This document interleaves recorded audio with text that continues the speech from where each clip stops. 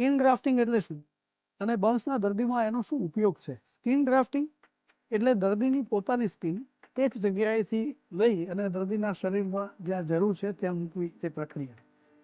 અને skin grafting એ એક life saving operation છે, કારણ કે જ્યારે દર્દી દાઝી જાય છે ત્યારે સ્કિનનો સદંતર નાશ થાય છે. 3rd ડિગ્રી બર્ન્સમાં દર્દીના શરીરની સ્કિન સદંતર નાશ પામે છે.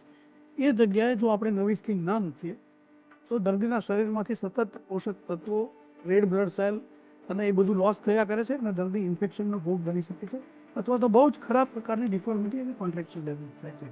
એટલે દર્દીના શરીરમાં જ્યાં નથી દાઝેલા ત્યાંથી સ્કિનનું ઉપરનું લેયર, પાતળું લેયર લઈ અને જે તે દાઝી ગયેલા ભાગ ઉપર મૂકવામાં આવે છે, જેથી ત્યાં પણ એ સ્કિનનું કવર મળી જાય છે અને સ્કિન એવી રીતે લેવામાં આવે છે કે જ્યાંથી લઈએ ત્યાં પણ રૂઝ આવી જાય છે.